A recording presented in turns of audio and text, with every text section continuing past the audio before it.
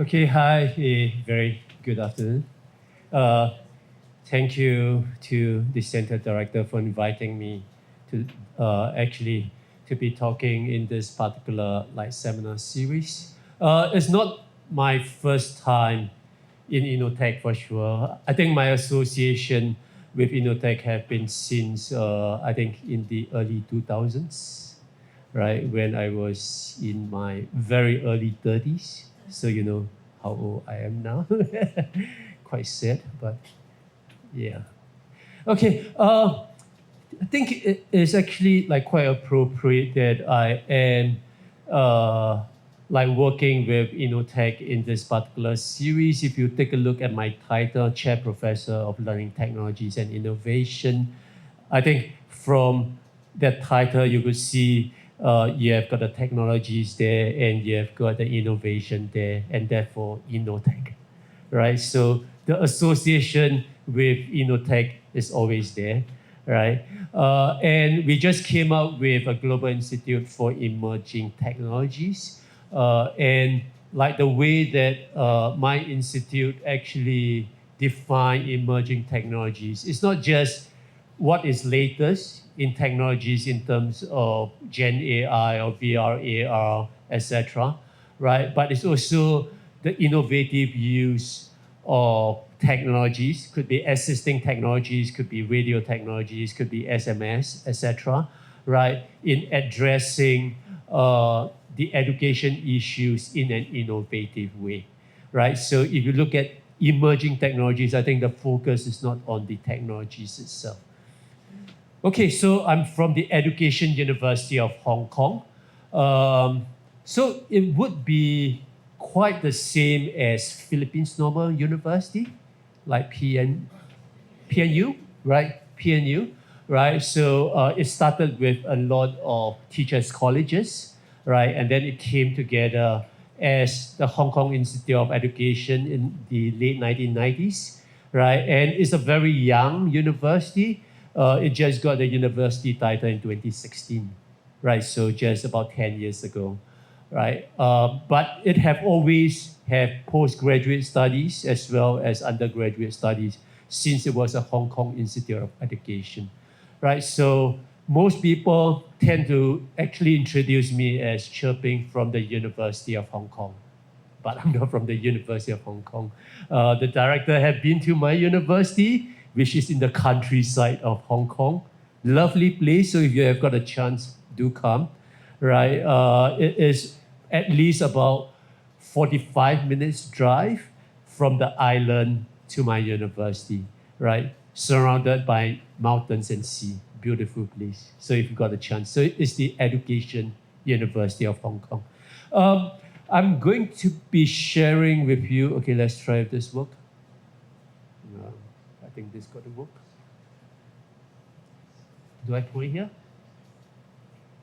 Okay, right. I'm going to be just sharing with you one of the key projects that we are working on right now, right, which is Gen AI competencies of university teachers, right? And this project is actually in collaboration with the Shanghai Jiao Tong University. I've told the director that we work with them because my university is very much in terms of humanities and social sciences, right? But Shanghai Jiao Tong is more of engineering and science with computer science as well, right? So we want to be able to look at Gen AI use in university teaching in all discipline areas. And at the same time, as part of the project, we want to develop an app that is going to be used for professional development of university teachers. That is Gen AI enabled. Okay, so when you take a look at Gen AI, I think the idea of AI in education is nothing too new, right? If you take a look at intelligent tutoring system, it has been around for the last 20 years. If you look at diagnostic testing system, it have also been around for the last 20 years, right? In 2017-18, there was a big report by McKinsey Consulting, right? They said that more than 800 million jobs all around the world is going to be taken over by AI. That was 2017, 2018, way before ChatGPT came on, right? So what happened when ChatGPT came on? It came in right after the pandemic, when borders were open, 2022, right? November 2022, to be exact. So November 2022 was the first time that I could bring my whole family out of Hong Kong without being quarantined, right? So we went to South Korea to ski. It's fun, right? You know, it's like first time going to a snowy place to ski. So we went to ski. After skiing, because I've got 2 daughters and 1 wife.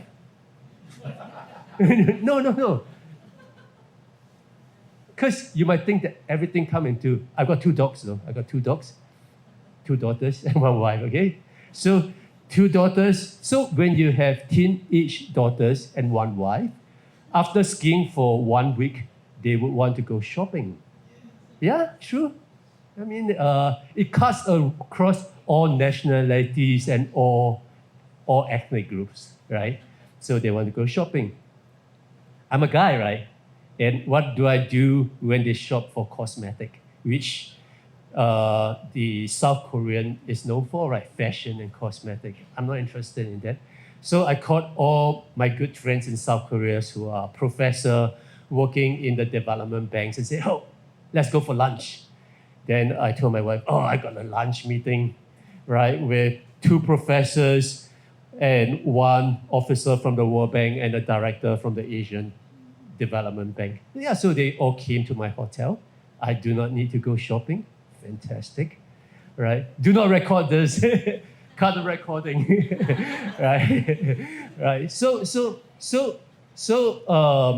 at that time, we still can't get ChatGPT in Hong Kong yet, but you can get it in South Korea. So there was a bunch of us. We were all EdTech specialists, right? I think among us, we've got more than 100 years of experiences working in EdTech, right? And then the director of ADB asked, why do EdTech always fail in school, right? Very legitimate question, right? Why do EdTech always fail in school? Not just in the Philippines, not just in South Korea, not just in Singapore, which is where I'm from, not just in Hong Kong, right? But why do it always fail in school? So of course we come up with a lot of things, right? Infrastructure, all right? Infrastructure, hardware, access. We came up with teacher professional development or lack of, right? Teachers' mindset, high-stake examinations, the focus on the exam. So we came up with like at least 20 different reasons why EdTech failed. And we came up with a lot of case studies and stories as well, right? Because we are like professors, right? Like, we know everything, you know, right? So what my friend from the ADB did after lunch, he went to ChatGPT after lunch and he asked the same question. And he generated the responses and shared it among the 5 of us.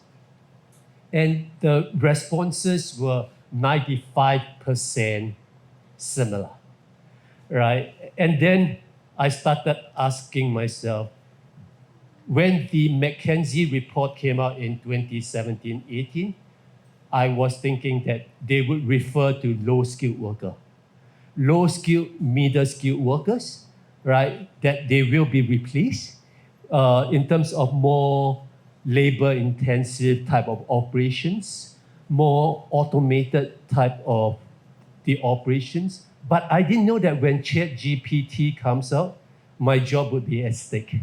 So what then is my relevance as a professor? So I did a lot of thinking, right? And I started to observe how students learn, right, with ChatGPT. Of course, after ChatGPT, there are many other Gen AI apps that came out, right? I think the latest hype was probably DeepSeek from China, which was able to do it at a much lower cost, right? So what I'm going to share with you is first, like why we in the university need to rethink about Gen AI and how it is used for teaching and learning, right?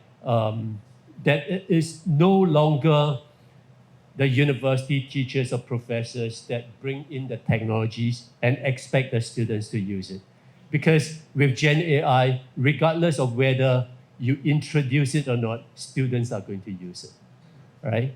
So I would actually use that as the starting point, right? And then after that, I would like move on to talk about why is there a need to talk about Gen AI competencies for teachers, right? There's a need to talk about it for us in education, because if we don't talk about competencies, how do you know what type of professional development and professional support to provide for university teachers, right? Without that competencies, without that standards, right? Like how do you know what is relevant and what is not, right? But we know that there are a lot of competency standards and competency frameworks around, right? I think the most common one is by UNESCO, right? That came out with a AI competency framework like earlier this year, right? For students and for teachers, right? So we are not trying to discount these frameworks. We are saying that maybe with our framework, you can rethink about your own framework as well. Or our framework can not replace, we do not intend to replace any framework. Our framework could complement, right, existing frameworks that you have. Then I will share with you the actual framework, and then I'll talk about some of the plans like that we have, right, doing consultation with countries from Latin America right through to Asia to get a better sense of whether what we are doing is something that is relevant to all countries. And also, we want to be documenting case studies. Of course, in this project, we are only documenting case studies in my university and in Shanghai, right? But I would say that eventually, when we find more partners, we would like to be documenting some of these practices in other universities as well, right? And then I would talk about how then are we going to be building a Gen AI-enabled PD app for teachers, right? For university teachers. So we would be actually starting the development next week when my team would be going down to Shanghai to actually talk to the developer, right?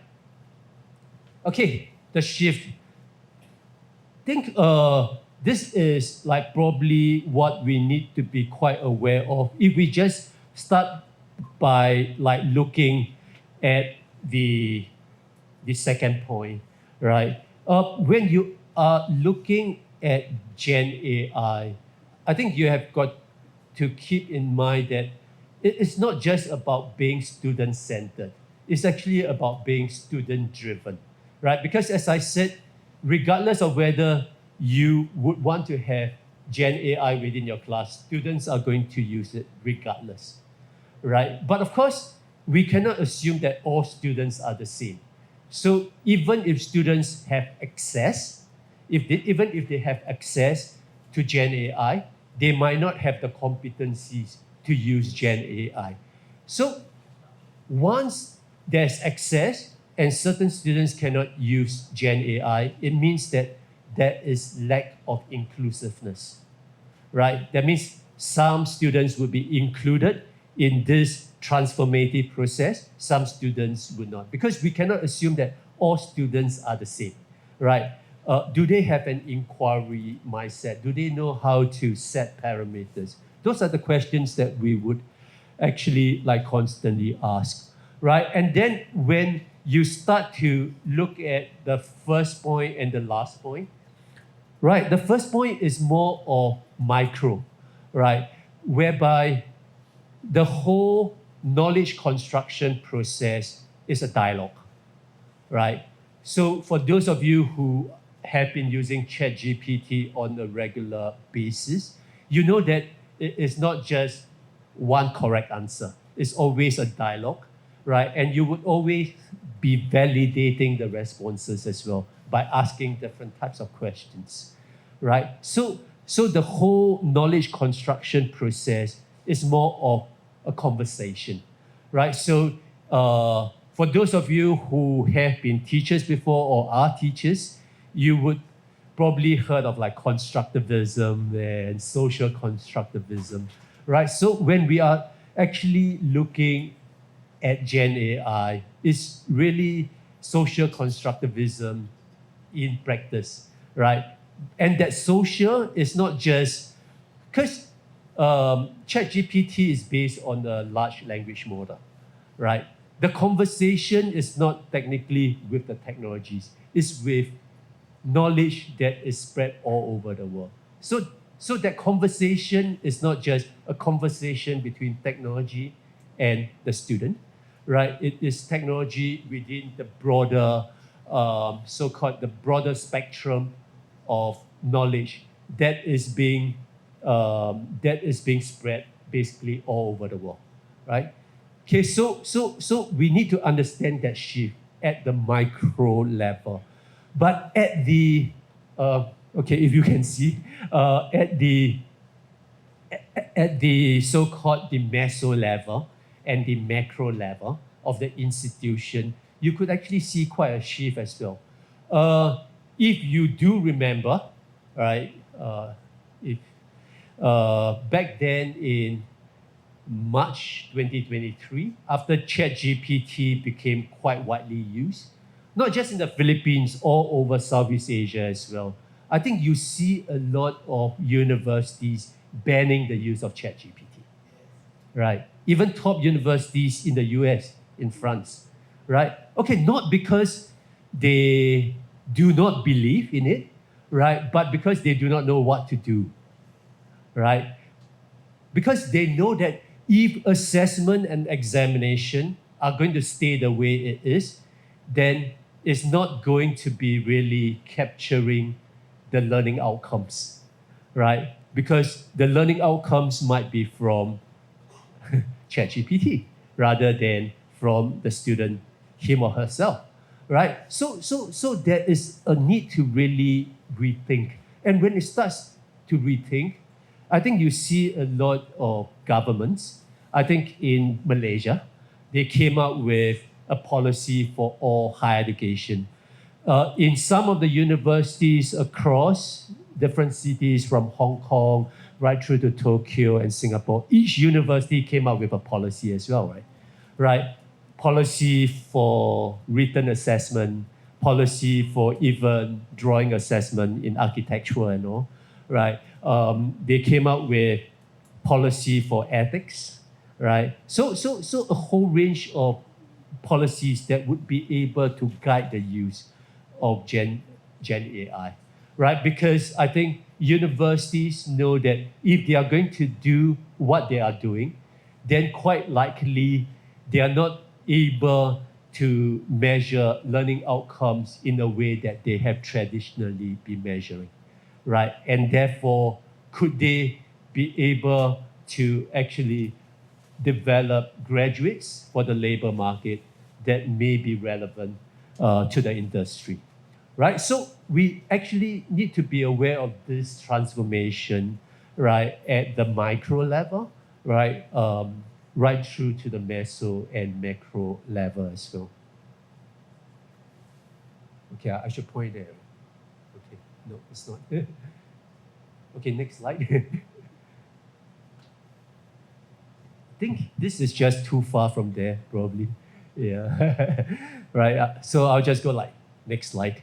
Right, so this would be the key challenges. So the reason why we came up with the competency framework is because we want the PD within our university system to actually come up with professional development that are relevant, that are so-called needs-driven, demand-driven, rather than supply-driven, right? Because we do not want the centers within our university to run PD program that may not be relevant to the university teachers. So we want to be able to go deeply to understand what exactly are those competencies and then develop PD programs, if we are going to be doing that at all, right? To be able to guide PD policies as well as PD workshops or sessions, right? So as I said, these are the three key challenges that shift pedagogically, that learning-driven dynamic, and that systemic transformation of academic ecosystem.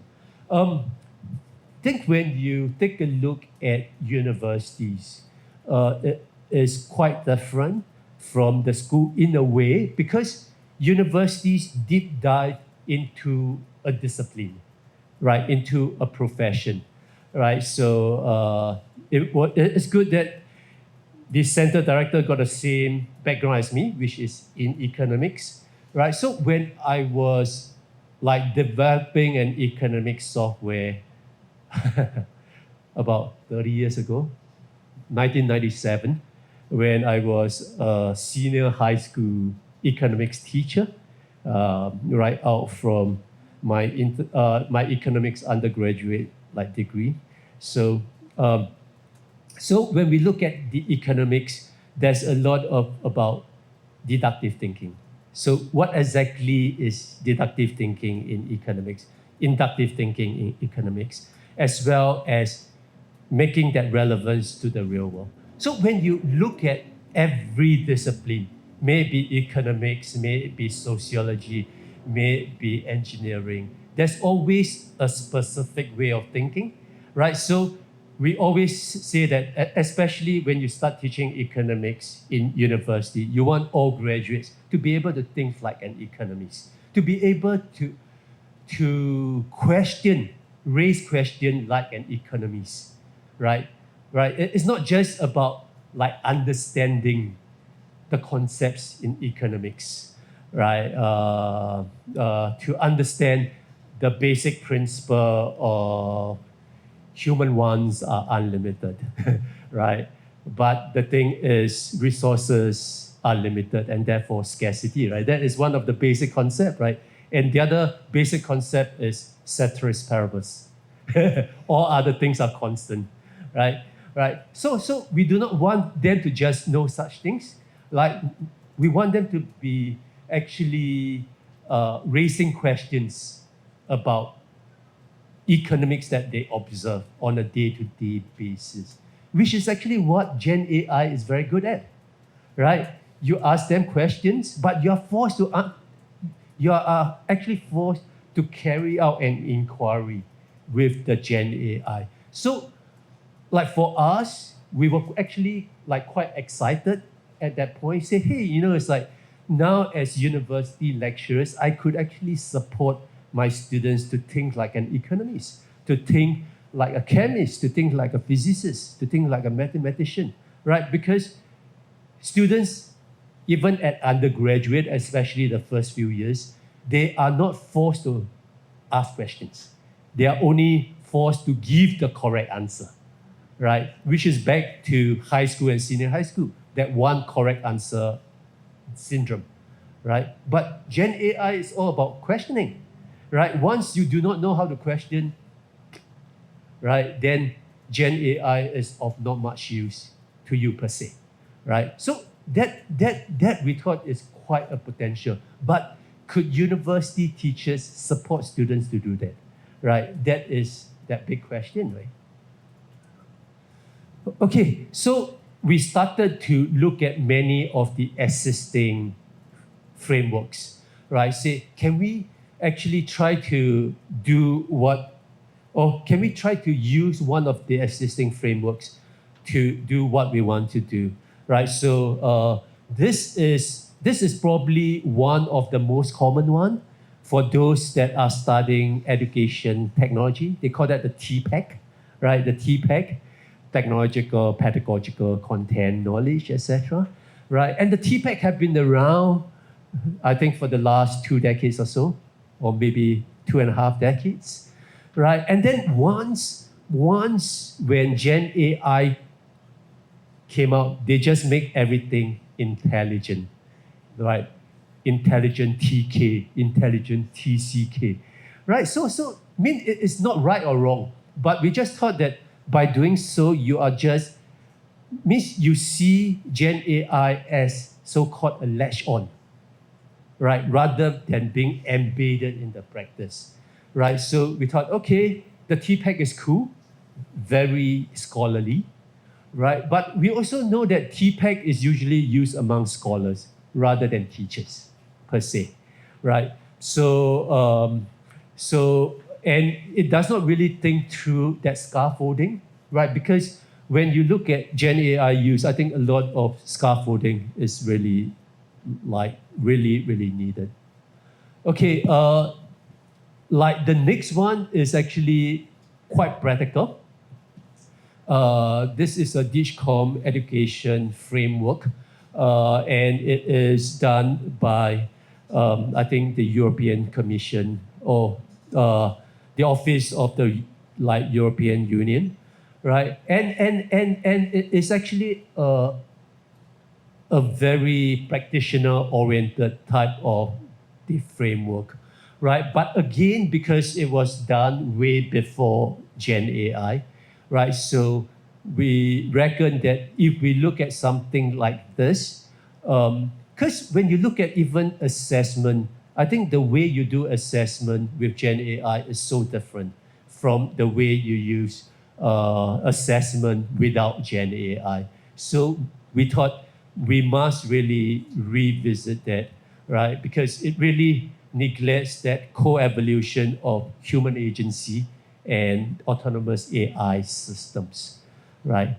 Because you have got to know that a traditional AI system, we always say that a traditional AI system, it personalizes learning, true, to a certain extent, right? But a traditional AI system, it is the learners, it is not the learners that actually plan their own learning path. Because the learning path is actually planned by the AI. Means the AI is the one that prescribes to you. So a traditional AI type of learning system is very prescriptive, right? Because the system would prescribe that, okay, you have gotten these questions wrong, and therefore you should be taking this or that path. But the learning path is prescribed by the system, which means if you're actually talking about learner autonomy and learner empowerment, right? In a way, a traditional AI system takes away that autonomy, in a way, right? Because we want our students, especially in this complex world, to be able to learn for life. We want them to be lifelong learners. We want them to be able to learn how to learn, right? But to be able to learn how to learn, they must be the one that monitor and manage their own learning, which means that they must be the one that chart their own learning paths, right? But a traditional AI system still cannot do that. It would prescribe, right? But it is still personalized learning, but it's a prescribed personalized learning. Okay, next slide. Next slide, please, thank you.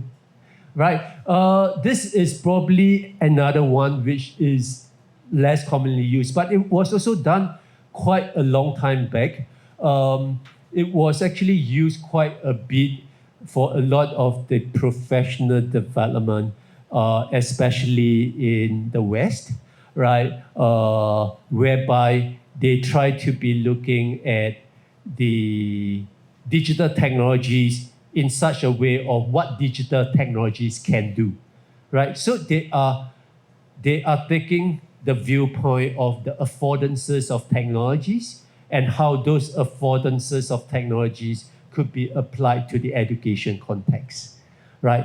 So if you actually take a look at the column, the first column on your left, right, you could be able to see that those are the functions that digital technologies could do, right? And because those are the functions that digital technologies could do, then those are the type of learning, right, that students can be engaged in the classroom. And therefore, if we want the teachers to have the competencies, we need them to be aware of what the technologies could do and how the technologies could be used in the different types of teaching and learning activities in the classroom or in the school. So, means it is not a bad competency framework, right? It's just that the Gen AI component is not in it, but it's also a way of thinking about how PD could eventually be done. Yeah? Okay, the next slide. Okay, this is the one that I think we in this world are the most familiar with, right? Because I think like UNESCO have been publicizing this quite a lot, right? Since the ICT competency framework for teachers back in 2009, right? And then after that, based on the same idea and the progression, they actually try to come up with a competency framework for teachers, right? And a competency framework for students as well, right? But the thing is, what we thought is because UNESCO's main mandate is really about advocacy with policymakers, right? So they may not come down that much to the practitioner level, right? So there's a lot of, means the thinking might not be deep diving into what teachers and students are really doing in the classroom, right? Right, because I think due to the mandate of the organization, I think it's a lot about policy advocacy, right? The need for such a competencies, right? Of course, if you take a look at this as well, there is not much focus on the student AI dynamics. A lot of the focus is on the teachers, yeah? Right, and of course, some of the operational gaps, the gap between policies as well as actionable practices. So that is how, okay, next slide, please. Yeah, so that's how, based on the landscape review that we have done, we said we must come up with a Gen AI competency framework that does not seek to replace, right, but seek to, as what the director said, seek to actually try to create conversations, right? So it could be remodeling some of the existing frameworks that are out there, right? It could be using our framework to complement other existing framework, right? We do not seek to rule the world, right? So just by being able to create conversations like this, I'm very, very blessed that I've got such an opportunity, right? Because next week I'll be doing it in Shanghai, with my team as well, right? Okay, so I think we need to understand some of the key ideas which I've been trying to repeat myself again and again. I actually realized that since I became a dad more than 20 years ago, okay, no, not 20, about 16, 17 years ago, I tend to repeat myself a lot. Please put your phone on my table, it's bedtime. And I would repeat it 10 times every night because I've got 2 daughters, right? 2 daughters and a wife, yeah. So I would always, because they're all teenagers, so I must tell them to leave the phone on my table before they go to bed. If not, they'll just keep on using. So I'll just repeat myself again and again. So when I actually give talks sometimes, I have that mindset of repeating myself again, but bear with me, right? So just to reinforce that the use of Gen AI is student-driven, right? It's not teacher-prescribed. It's very unlikely that teacher would prescribe, right? Okay, so we need to come to terms with that, right? So what we as teachers could do is we are just creating the environment that they could use Gen AI effectively for their learning. So how could we be doing that in our assessment? How could we do that in our learning tasks? Right, so being able to learn how to design learning tasks that is able to support the students' Gen AI use is very important. How do we create assessment tasks whereby students are expected to use Gen AI in an inquiry way so that they could think more like a scientist, think more like an economist, just for example, right? So, which means that like we are still interested in the teacher's own Gen AI competencies, because the teacher will still need to know how to use Gen AI to be more productive, right? That is like without a shadow of a doubt. But besides that, we want the teachers to be able to support students in the use of the Gen AI within that particular course or within that particular program. Next slide, please. Okay, so this is what we came out with, right?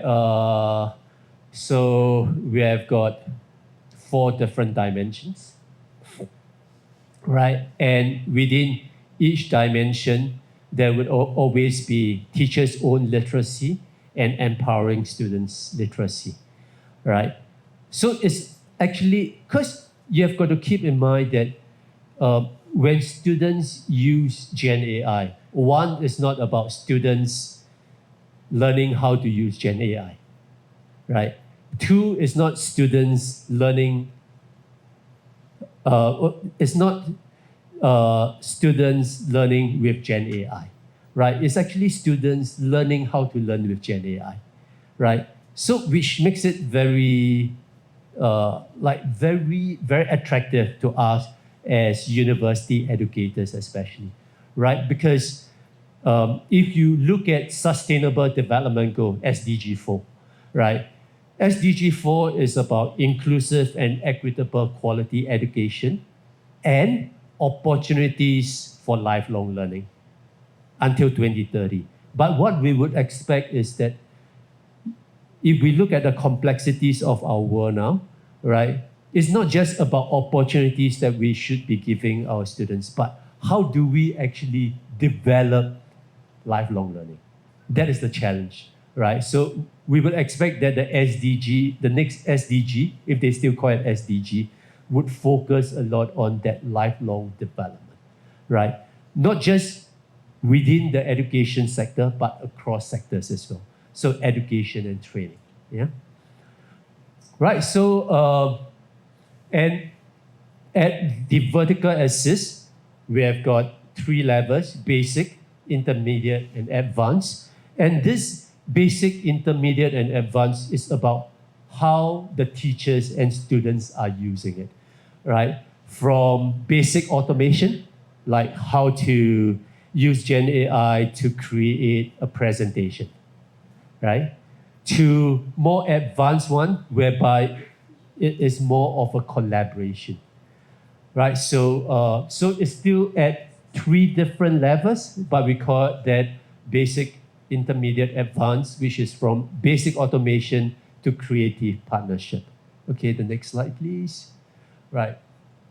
So what you will be able to see is that in each dimension, we have got the teacher's own literacy and empowering students' literacy, right? So, so first dimension is a lot about Gen AI literacy. Second dimension is a lot about curriculum and learning design, as in how do you actually design the curriculum with the assessment in such a way, right, that is able to empower students to co-design meaningfully, right, and be more self-directed in that learning experiences.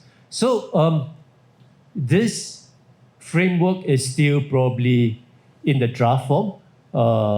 We have not done our consultation yet, except between the 2 like universities.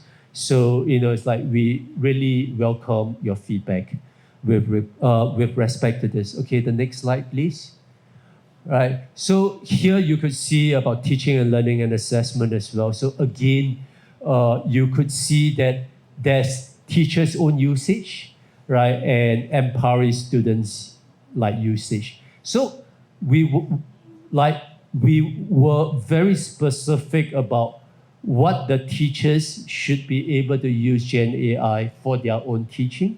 But more importantly, we are also very interested in how teachers are able to support students in the Gen AI use, right? Right. And the thing is, what we always hope to be able to do is that by coming out with this framework, we want to be ensure that Gen AI used by students is more inclusive, right? Which means that we do not want just the university teachers from the top universities in the country to have their competencies. We want all teachers to have their competencies. Okay, the next slide, please. Right. Okay, so this is our plan, right? So we come up with the framework. We are collecting case studies now, right? And eventually, we are going to come up with a self-assessment tool where a teacher could assess themselves where they are in terms of their Gen AI competencies. Because it is only when teachers know where their gaps are that the professional learning would take place. So we want to build a Gen AI professional development app, right? That teachers can then be pointed to resources based on the gaps that they have identified themselves, right? So which means that the path of each teacher would be quite different based on the self-assessment tool that they have gone through, right? Based on the self-assessment questionnaire that they have gone through, right, in the phase 2 itself, right? So this is the plan that we have, and we hope that by the beginning of next year, our framework would have gone through consultation, and we will be able to publish that, right, and launch it with UNESCO. We hope that that framework would come with case studies that would be able to show case studies across different disciplines, right? And we hope that by the end of 2026 that we would be able to develop that PDF that is Gen AI enabled, right? So next slide, please.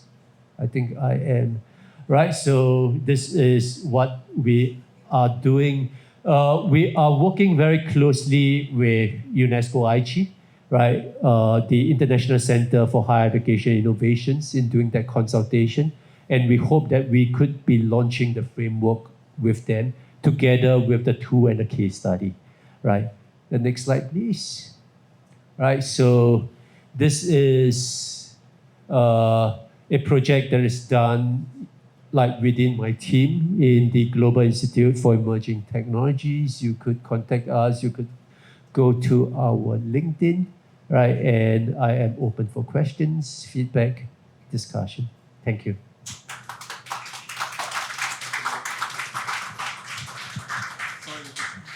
Good afternoon, everyone. So once again, thank you very much, Professor Lim, for that very rich and thought-provoking discussion on rethinking Gen AI competencies for university teachers. We now open the floor for our open forum. So this is your opportunity to ask questions, share reflections, or seek clarifications on the key insights, challenges, and opportunities presented. For our on-site participants here in the room, if you wish to ask a question, kindly proceed to the microphones located on both the right and left sides of the room. We have 2 over there and 1 over here. Once acknowledged, please cite your name, your organization, and then go straight to your question. For those joining us on Zoom, so your students, sir, you may type your questions in the Q&A box. Our team is monitoring and will read selected questions during this segment. And lastly, for those joining via Facebook Live, please type your questions in the comments section. Our team is also monitoring the feed and will select a few questions to be read. To help us manage our time effectively, we ask that all questions be short and focused. So with that, may we call on... Okay, we have a question over here. Go ahead, please. Yeah. Hi, Cher. Good afternoon. Like a fun here. Okay. My question is about the developed competency framework. Have you considered the influence of the science of learning in the development of the competency framework for teachers? That's my first question. The second question is on taking into account also of, because higher education, as we all know, is not only the teaching and learning process. While I understand that this is all about the gamut of the teaching and learning process, but governance and at the same time partnership are of influence in that gamut of teaching and learning process. So with that, I know if you were able to factor in as well the influence of governance and partnership or multi-sectoral partnership for that matter in the Gen AI competency framework for teachers. Thank you. Thank you, madam. May we have your name and organization, please? Because Cher knows me. I'm Sherlene Almonte Acosta from SEAMEO INNOTECH. There we go. Professor, go ahead. Yeah. Can use, right? Okay. No, because like Sylvia was just like texting me like last night. Would you meet she? SHE. I said, who is she? No, like she. Yeah. Then after it took me quite a while to know. It's like she. There's so many she in INNOTECH. Which she are you talking about? Yeah. Okay. So I think like back to the question. Think let's start with like the second one about the partnerships and all. Think like for us, this particular like framework is we are looking at it more at the teachers, right? But I think is we are aware that the teachers are always operating within a larger ecosystem, right? Right. So we try not to pack this with too many other competencies. Like I do agree with you that partnerships and that consideration of the industry is really, really critical, right? But it might be a framework that INNOTECH might want to be working on for the leaders, just for example, right? To be able to develop that ecosystem that then will be able to support the university teachers, right? So that would be to the second question. The first question was? The first question is in the science of learning. Yes, So okay. when you have your competency, how does those competency interface with the science of learning? Because it's not only important that we try to say these are the competencies for teachers, and these are the competencies that would facilitate teaching and learning process. But how do students really learn? And that's part and parcel of the science of learning.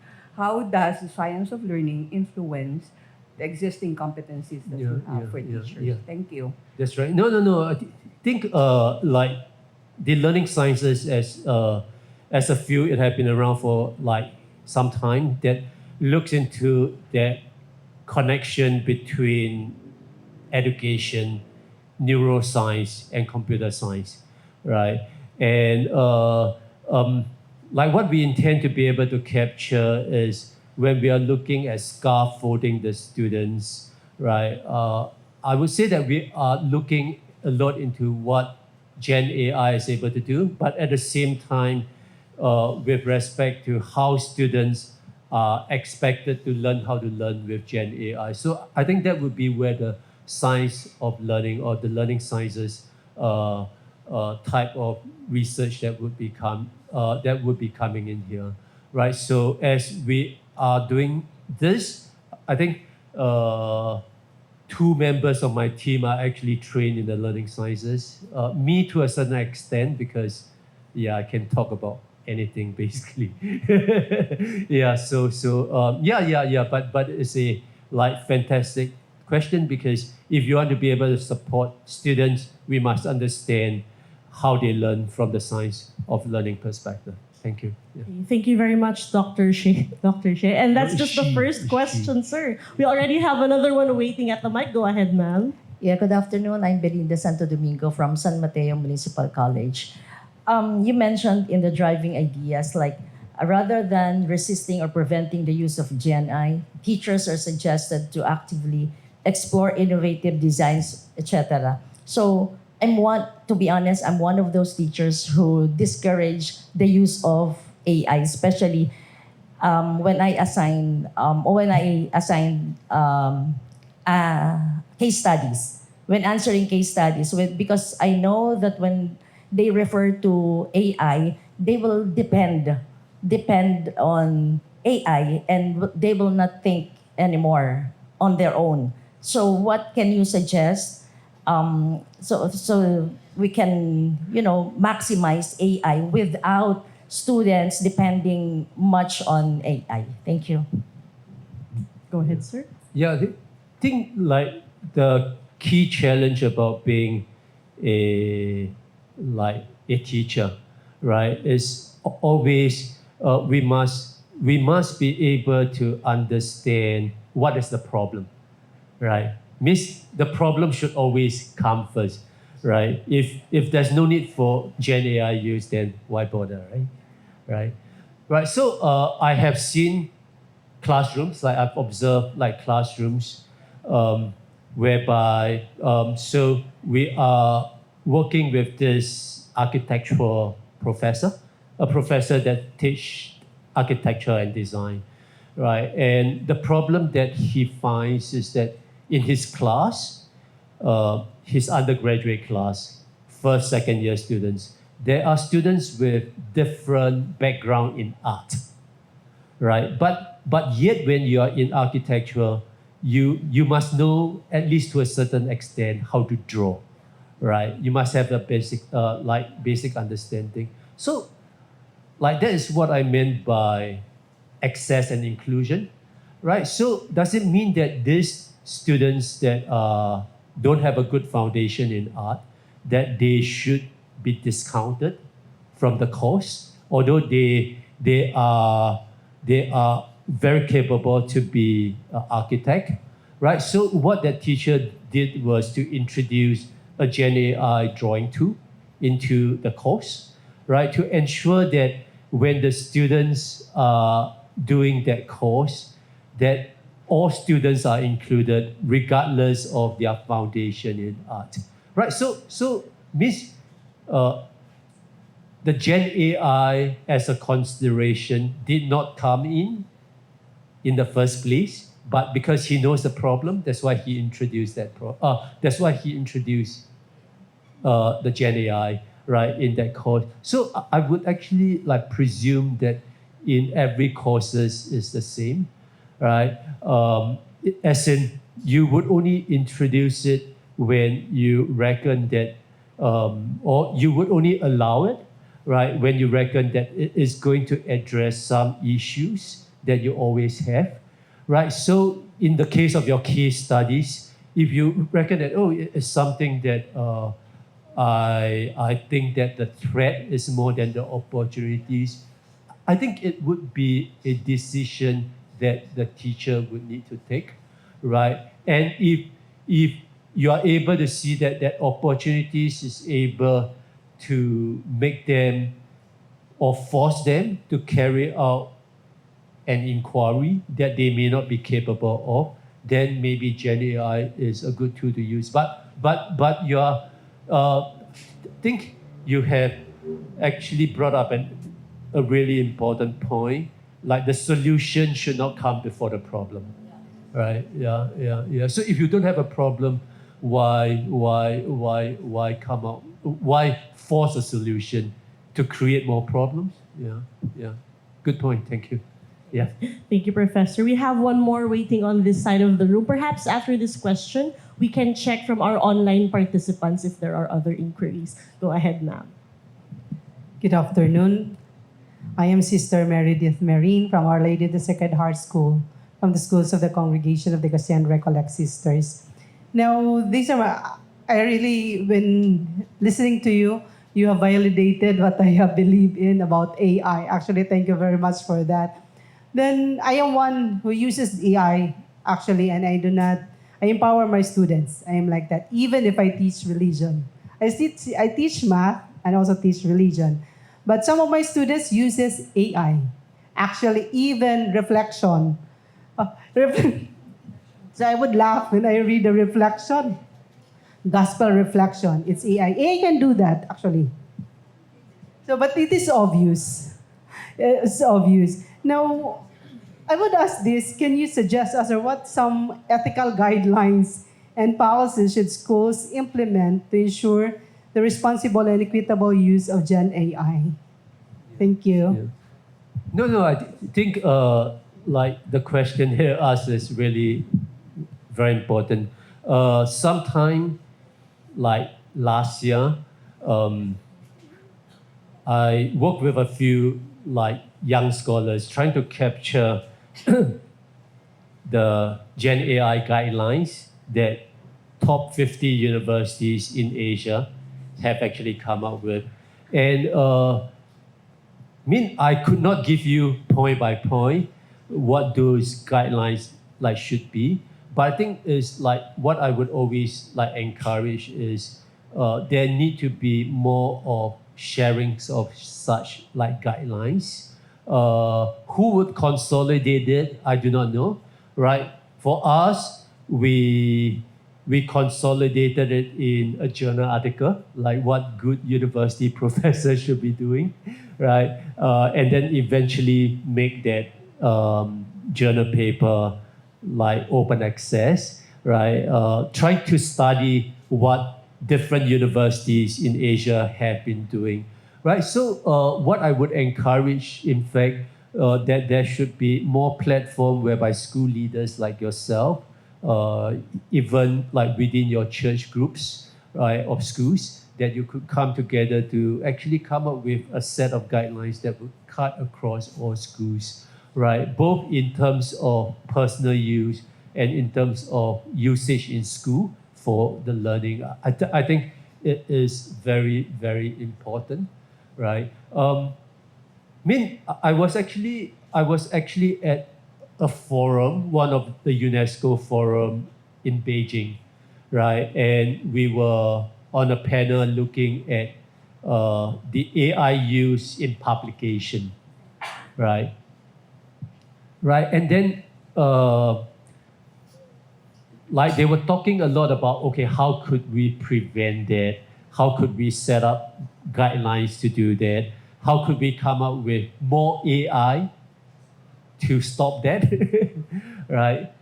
But the thing is, I actually like told them like one thing, that like maybe sometimes it's much better to rethink the culture of publication, right? Because the problem may not be the AI, right? Because even if AI is not there, there would be so-called ghostwriter, right? There would be people who make a living by writing for other academics. So those are things that, can you stop it? You can. Maybe 1 in 50 may be caught, or 1 in 100, right? So again, maybe it's the culture, right? The ecosystem. Like, that's why I think the role of the leaders like yourself is very important, right? Like, how could you create that culture that ensure the conducive conditions for it to be used in an ethical way, right? Because the ethics is not determined by policies and guidelines per se, right? It's also dictated by the culture, right? And the challenge to us as human beings is always that culture, right? Yeah. Thank you so much, Professor. We already had a wide array of perspectives, and that's just the first 3 questions. I think we can check if we have inquiries from our online participants.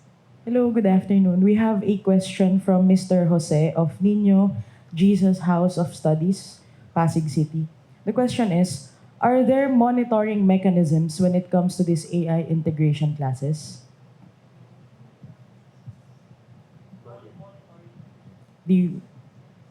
One more time. Okay.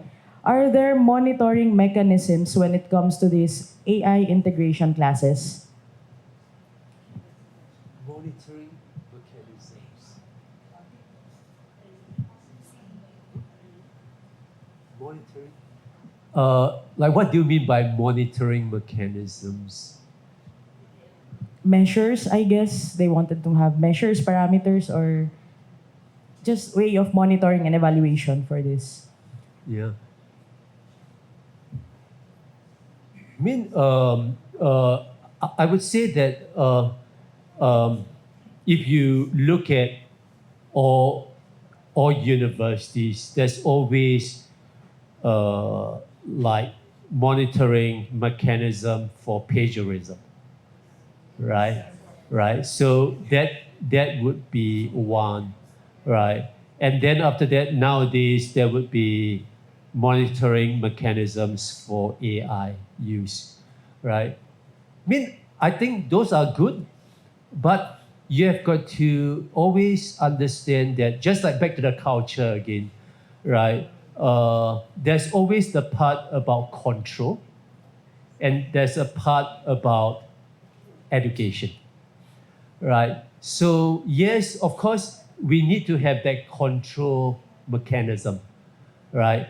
But how can we have an education campaign, right, to really encourage more ethical practices, not necessarily in AI, right, but in general, right? Because that is critical. Because there might be ChatGPT one day, there might be something else the next day, right? So how could we actually encourage that self-ethical monitoring, for example, right? Yeah. So I think that mechanism, I do agree, is very important. But I think we need to be always aware that for every single mechanism that we have in place, that is very much about control, right? But how could we actually educate, right? And how could we find that balance? So we are not saying that you should not have the control. Of course, we should still keep that control in place, right? But besides control, how could we do that balance? Yeah. Thank you, sir. So I think we have time for one more question, and we will be giving that to the gentleman here on the side. Go ahead, sir. Yeah, thank you very much. Okay, I'm 𝗜𝗡𝗂𝗃𝗧𝗃 from Quezon City Science High School. Okay, kind of weird. It's a university teaching seminar, but a high school teacher. The question is about users' data security and safety. Under a premium account, I don't know if everybody tried this. My friend and I AI'd ourselves. I will not mention the platform, but it's under a premium account. And the results were interesting. A little bit uncomfortable because this was 10 years ago, and the results were thinly spread to those who have access to the premium account. So how will you settle this? What about the others who do not have that premium account? Okay. And I did not give permission, okay, regarding the pieces of information. And that was 10, 20 years ago. And still, these pieces of information were thinly spread across this platform. And it's under a premium account. Okay, so nobody can access that. Or at least people who have money can access that or can sustain the monthly subscription. Yeah. Yeah. Thank you, sir. Like data and privacy is always a big issue, right? Regardless of what technologies we are looking at. So I would say that it is something probably at the control education type of spectrum as well, right? I think at the country level, international industry level, there could always be control with respect to management of data and privacy that is mandated by all these social media platforms, right? Or Gen AI platforms. But I think it's at the same time, there is also that need to educate individuals, right, of how to be able to safeguard their own data, safeguard their own privacy, right? Of course, like in your case, it is quite beyond your control. Although you did an educated, informed choice of sharing that information, but like without knowing that that would be spread, right? Yeah. So that would be between the social media provider, right, and the industry type of partners, and the individual. But I think for the individual, we really need to be able to really need to be more educated with respect to that data privacy management by the individual, him or themselves, and also with their friend group, for example. Thank you. Good question. Okay, and that ends our open forum portion. So thank you to everyone for your thoughtful questions. And once again, thank you, Professor Lim, for your generous responses. We hope today's discussion had sparked meaningful discussions and insights that will continue beyond this seminar.